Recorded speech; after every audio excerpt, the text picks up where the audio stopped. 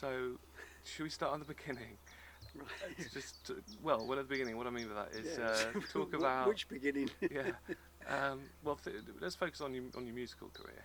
Yeah. So when did you were brought up in London? Yeah. Was it North London? Yeah. And what were your influences? What sort of musical? What were you exposed to musically at that sort of as a teenager? I mean, we didn't have a television, obviously, until later on in life, and we had a radio, of course, and I used to listen. My mother used to love singing. She would sing, and she got this amazing ability of being able to convert notes that she hears into tonic solfa, and she could hear something and write it down in tonic solfa.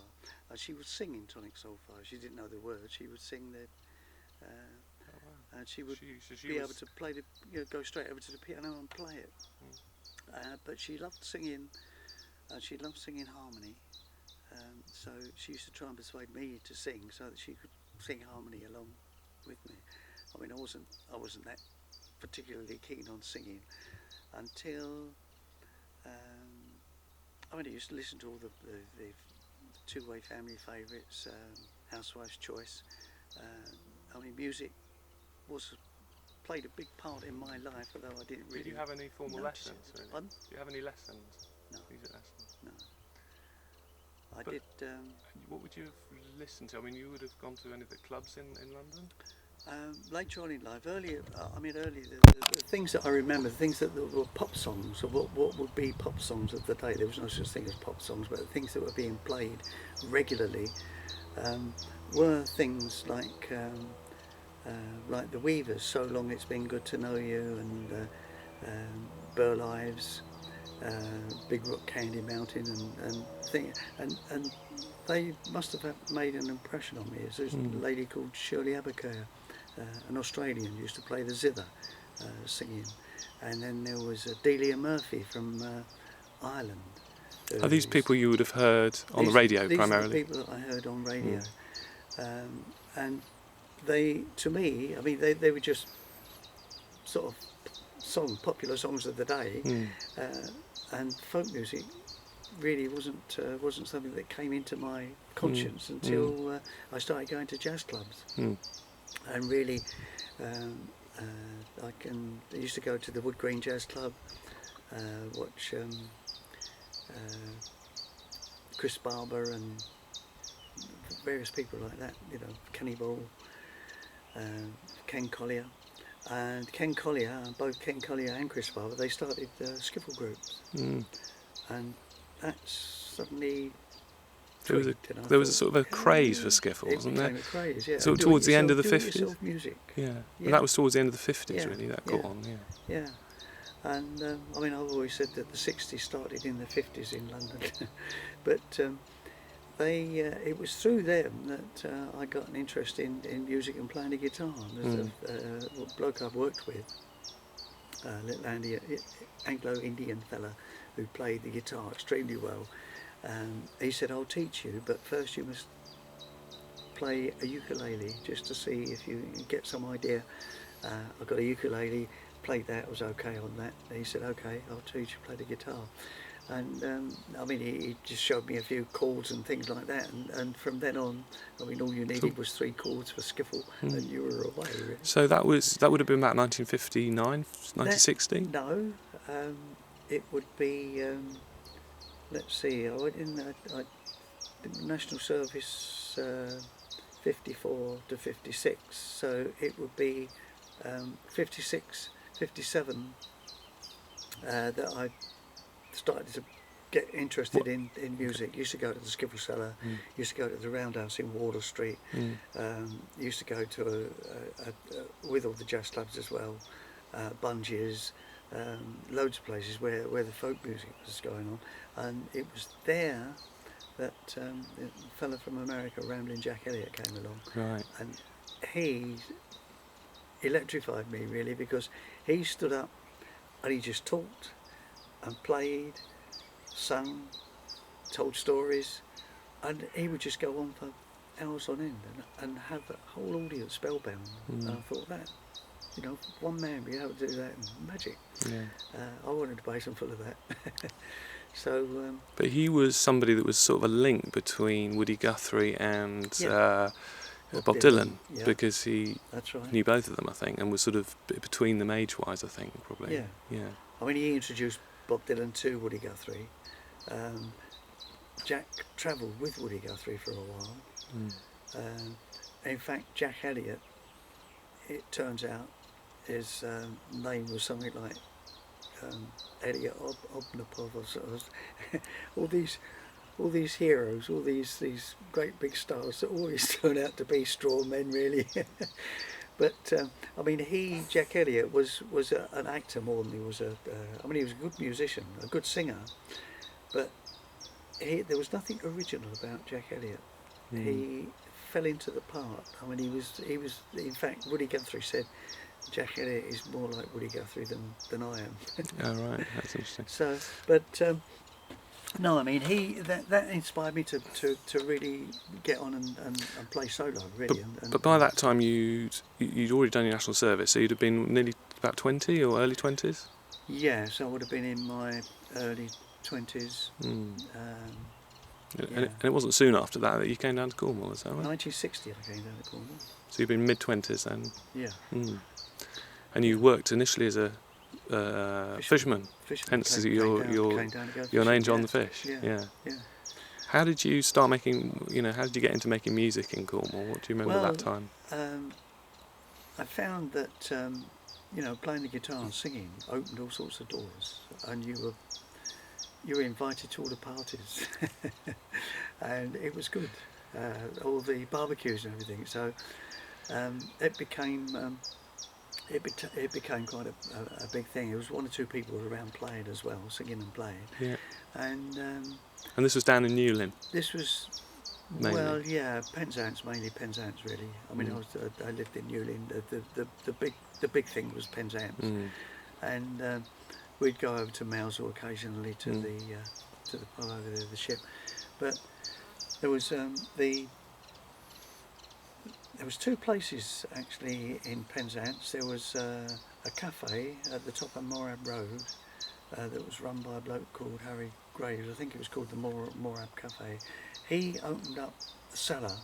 I mean, as more and more youngsters used to go along there, he opened up the cellar and called it the Graveyard.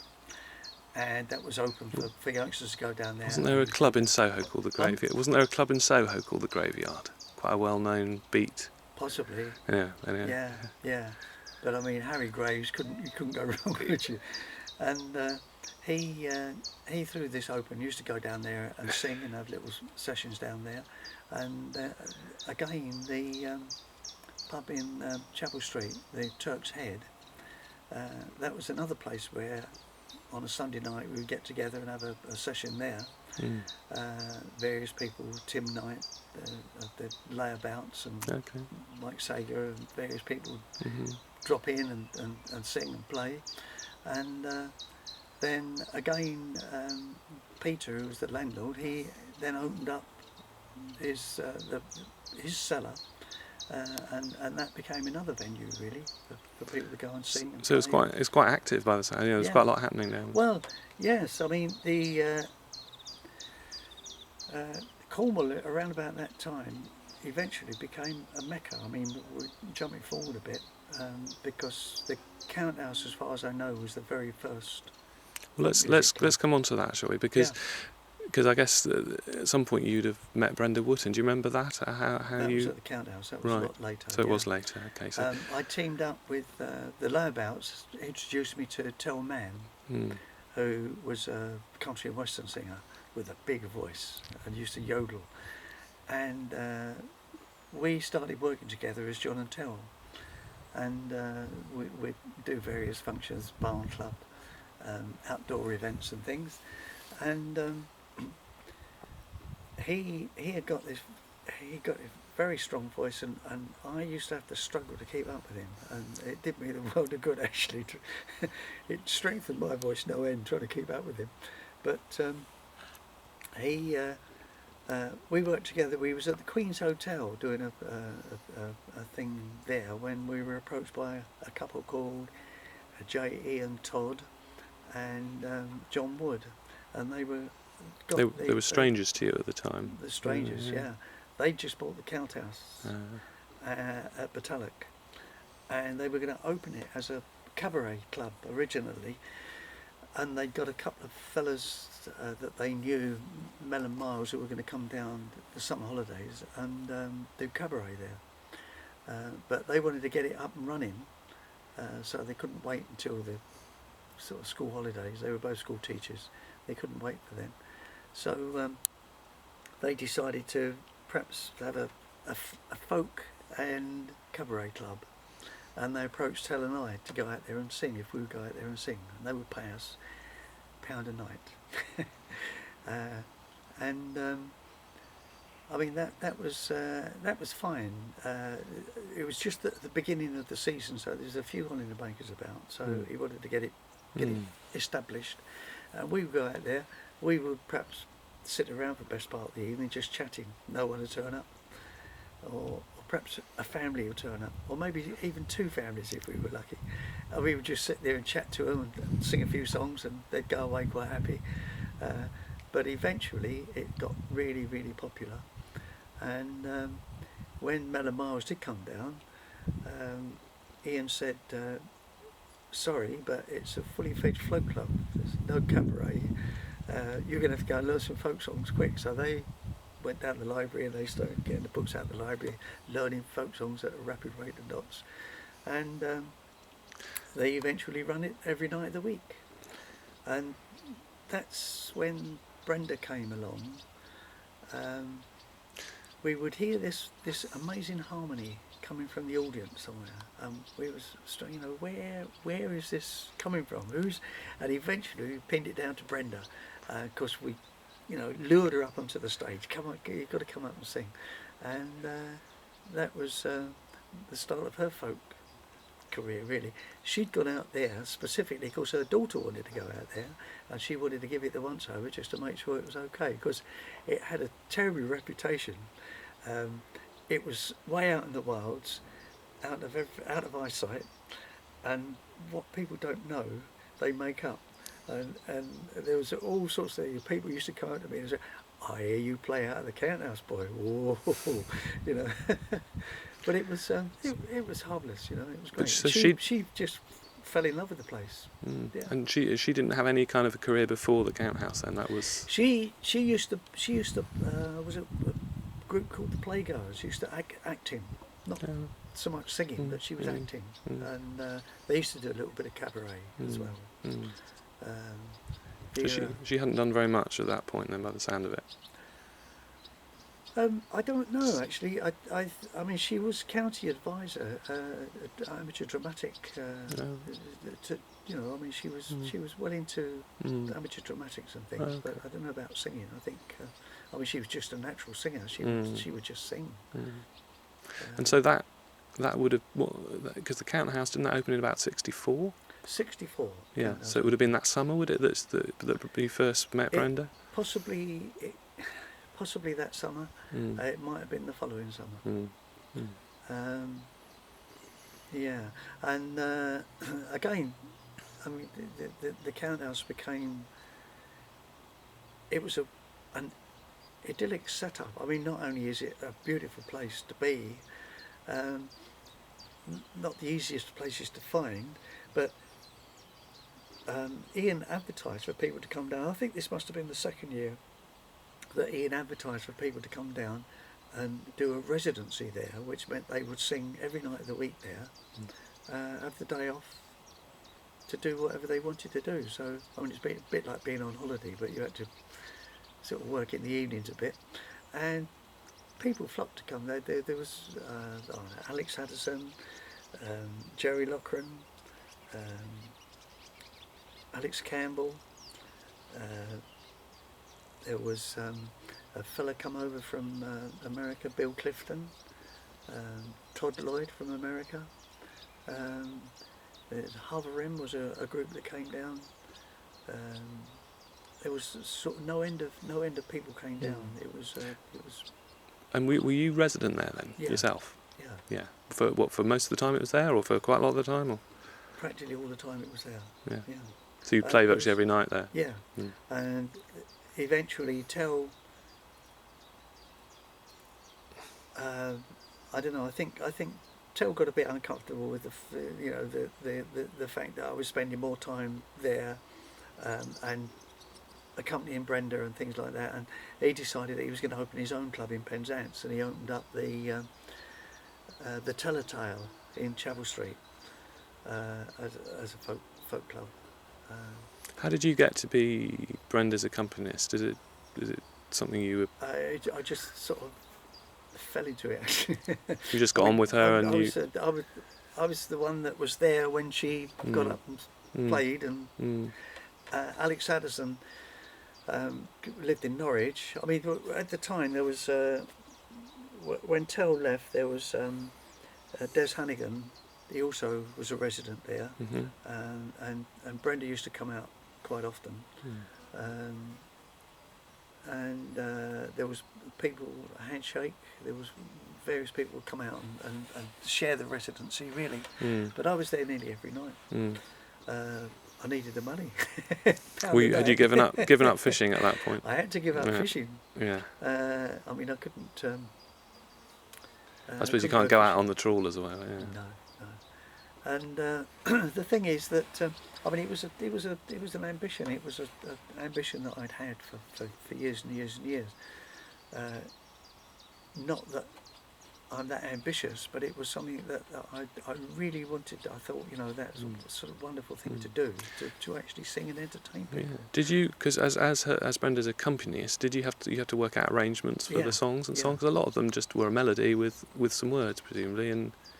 Well, she eventually got to singing unaccompanied, but no, it was all accompaniment, really. I mean, she looked around for songs. We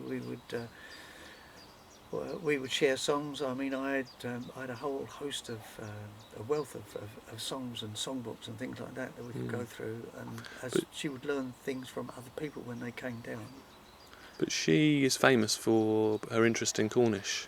Yeah, folk, that obviously came a little bit later, when the Cornish people started singing Lamorna, and holidaymakers loved it. Anything Cornish, they loved it. So I mean, that's where the Cornish thing. That's where she became very interested in Cornish, and she got. I'm not sure that she ever learnt to speak Cornish, but she learnt to sing in Cornish.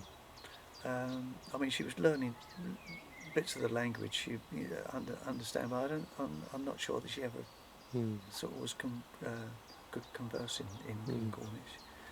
But at that stage, you were doing a lot of blues and all sorts of different jazz, and sort of English folk, American folk, And there were 2 records made, or 1 record, was it? 1 or 2? The first record was predated Brenda. Which was an EP, and it was called Singing at the Count House, and that was Mel and Miles and John and Tell. And then after that, they brought out more Singing at the Count House, and on that was me, Brenda, Des Hannigan, and Mel and Miles. And it's worth a bit of money now. If anyone's got a copy. Was that a local? Was that Sentinel Records? Were they local? Do you remember who the? No, it wasn't Sentinel. It was produced by the Count House. It was a Count.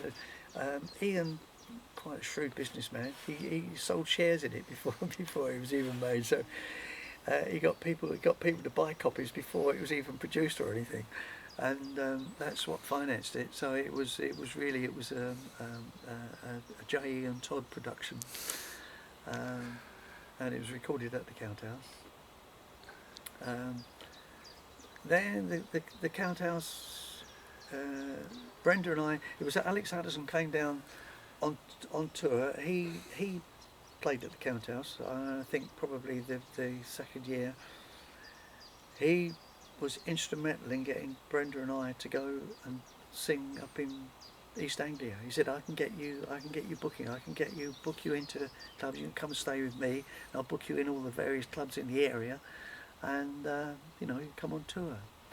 And we were up there. We were in Radio Norfolk, the local radio station, just about to do some recording, when Alex turned up with this letter addressed to us that had come to him, and he said, I'll give it to you after the show, after we, and it turned out to be a letter from Jay and Todd saying he's closing the Count House. And we felt that he never had the courage to tell us face to face. He had to wait until we'd gone away. But I mean, it was. Why wouldn't he have had the courage? You'd have thought you'd have been upset by that. I mean, to me, it was a bitter blow. It was. I mean, it just came out of the blue. I mean, it was such a successful adventure that it came out of the blue. I mean, I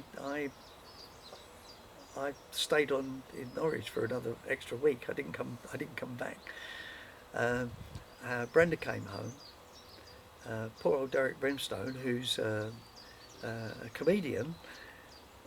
It was his night at the Count House when it was formally announced that the club was closing down, and he had to try and get people to laugh. You know, poor bloke. But Brenda was determined that, you know, we're going to continue, and within that week she secured the church hall at St Berrien, and the club then became the Pipers Folk at St Berrien. And I think it was about 2 years at St Berrien. Again, very successful. Did it move about at all, or was it moved always back to the Count House again? And it was quite interesting that the people that went to the Count House then went to St Berrien, thought, it's all right, but it's nothing like the Count House. And a lot of people went to St Berrien for the first time, and when it went back to the Count House, they say, well, it's okay, but it's not as good as St Berrien. I think it's this thing about, you know, the first impressions, and that's so sort of rigid in your mind that. Yeah. But were they that different, do you think, yourself? Pardon? Do you think they were that different in what they did, or the atmosphere? Well, it was the atmosphere. There was a totally different atmosphere, and I mean, one was a huge, great big church hall, and the Count House. When I go down there now, I was down there last week actually. It's so small compared to in my memory, you know, that it was. It's quite small actually compared to the St Berrien, which was a big hall. Yeah. And, So it was Pipers Folk was in St Berrien in the church hall for a couple of years. Yeah. Didn't move from there. It was until it moved back to It moved back to the camp. Well, it went. The church hall was booked. I think they had a stand-in booking of 2 weeks or something when a group came down and took it over as a campsite virtually. I can't remember exactly who they were. And then the club moved to Lamorna. Don't remember much about that, but it went to Lamorna, yeah. After the Count House, the second visit. This was during the period. Brenda booked the hall, the church hall, but there was a 2-week period throughout the course of the summer when it was pre-booked. Okay. So no club for 2 weeks. So the club went into Lamorna then. So the atmosphere was different, but was were there similar acts being booked and? Oh yeah, same people came to the Lamorna. Obviously, there's new people coming along all the time. I mean, there's people like Ralph Mattel, and he came down to the Count House, and as he got more popular, he sung at St Berrien as a fully fledged, almost superstar then. Donovan sang at St Berrien because Noel Murphy was booked at St Berrien, and Donovan had come to look out find Noel Murphy, and Donovan's dad was there at the time. Did any of the Americans? Pardon? Did any of the Americans come down? There was Penwith? Stephen Grossman came down. Anyone like Paul Simon get down this way? You know? Not as far as I know. No. So he might have. because Donovan seemed to latch on to St Ives, and he spent a lot of time in St Ives, and I think he introduced Daryl Adams to St Ives, and Daryl came down to St Ives, but as far as I know, he never came out to the Count House or St Berrian. And I mean, there's one or two people. I don't know whether Paul Simon ever came down. I don't know. Okay. Were there residencies? Resident musicians at St Berrian? Yeah, still same. me. All right. So, okay. Yeah, and Des was still there. Steve Hall became a resident as well, and Mike Sager. So there was a pool of people that you could draw on, really, as to act as residents. There was a fella, what was his name? A fella who used to work at, a Scottish fellow who used to work at Porthcurno. I think he was called Alec. He was a resident as well. So there was always people around that you could draw on. Yeah. And the Folk Cottage that opened. There's the two blokes came down. John Sleep and John Hayday came down to St Berry. Came down to Batalloch, the Count House, and they thought, what a wonderful idea, and they went back and they found the Folk Cottage out at Landry at Bitchell, and they opened the club there. Is it quite easy to find that building? Have you been back there? Do you know what it is now, that building? Yeah. Is It's it living accommodation. Somebody's living there now? Yeah. But I used to know the bloke who lived there, actually. He's moved away now, but I wish I'd got out there when he was there, actually. But the thing about it's similar size to the Count House, but it had 2 floors, didn't it? 2 floors. It was a wreck of a cottage, and they had to put another layer of floorboards on top of the floorboards that were already there, just to be safe. And used to light the fire downstairs, log fire downstairs, and suddenly the room upstairs would fill full of smoke. But yeah, they had an Elson toilet. Oh dear. What's an Elson toilet? No. I don't, what is it? What is it? It's one of these. It's like a chemical toilet thing. Yeah. More or less a bucket, a bucket with a lid. So so they would have opened in about 66, 67? 66 probably. Yeah. And you mentioned Ralph McTell. I think he was resident there for a while, wasn't he? Ralph came down, because what happened, in actual fact, there was John Sleep. I mean, John Sleep's still around. He's over at Crantock. And John Hayday, who was his sidekick, John Hayday joined the Merchant Navy, and he went out to New Zealand. And I just, earlier this year, been out to New Zealand, met up with him after all these years. Amazing. But then they got Whiz Jones and Pete Standy. They came along to the folk club. They used to run evening late. They would run a late session there, and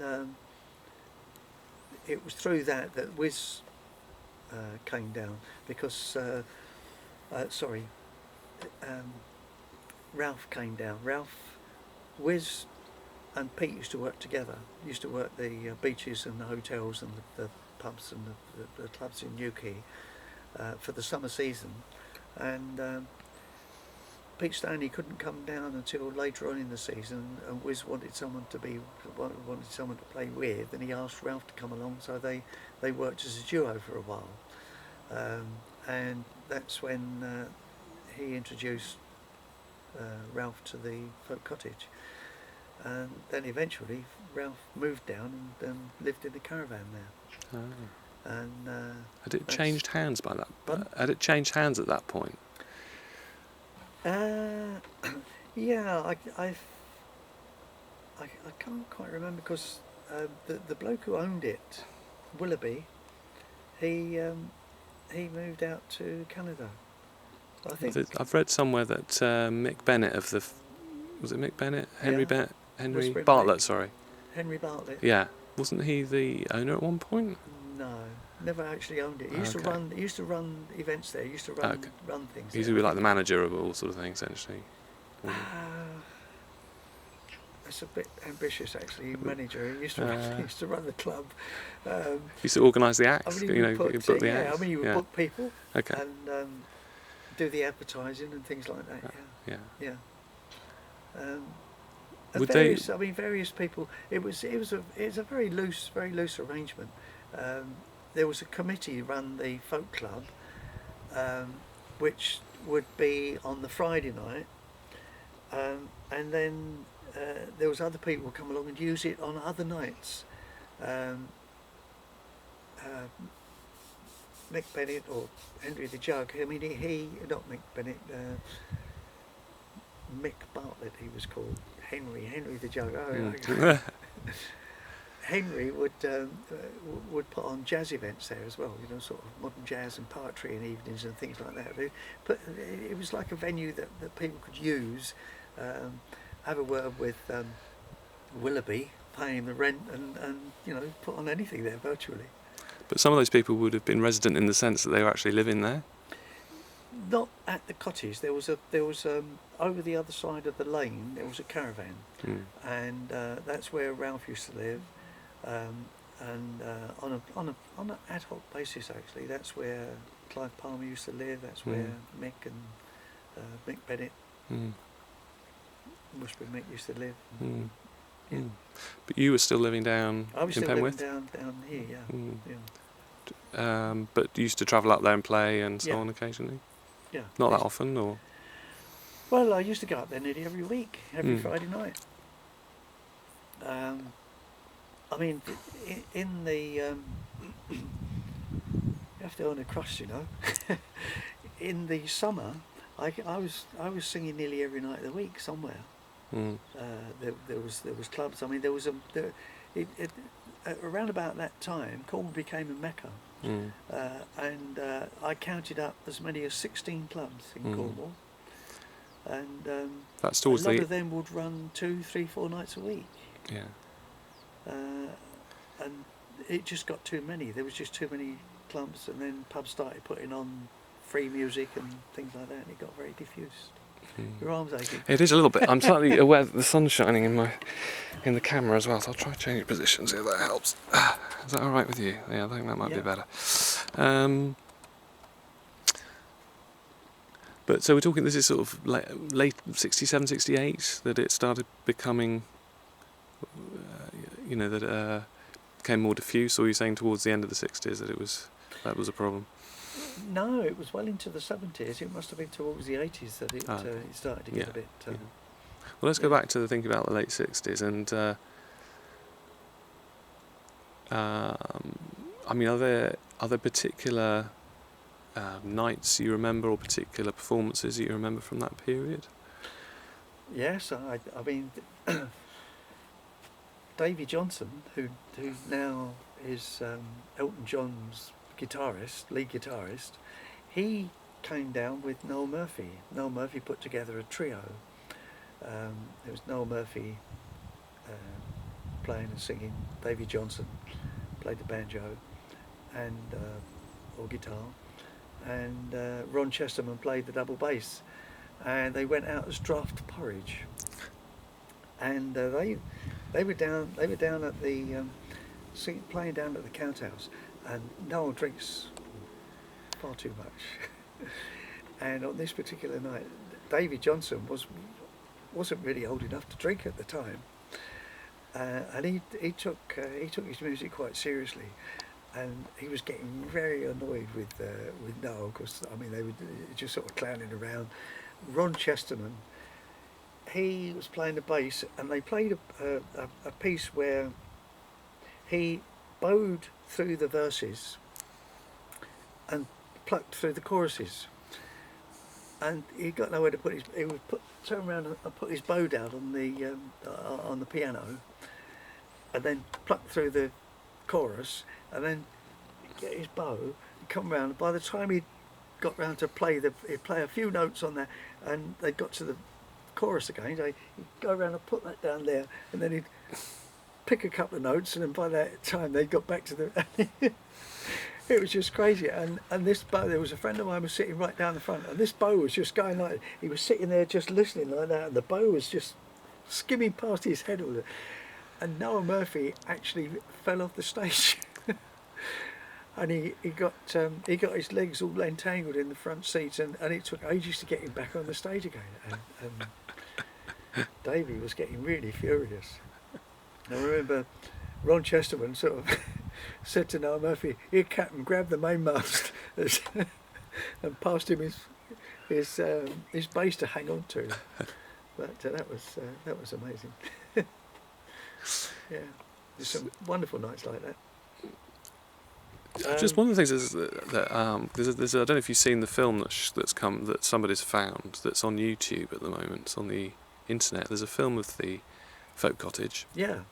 One of the things that's interesting about the decor is there's a naked woman.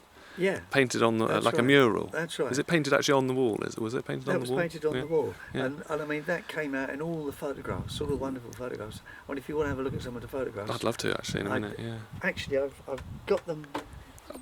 We'll just get them now, yeah? That'll give me a bit of a break, Yeah, won't it, from yeah. sitting? I've Bring them out here, though. Yeah, would that be I'll right? bring them out. Yeah.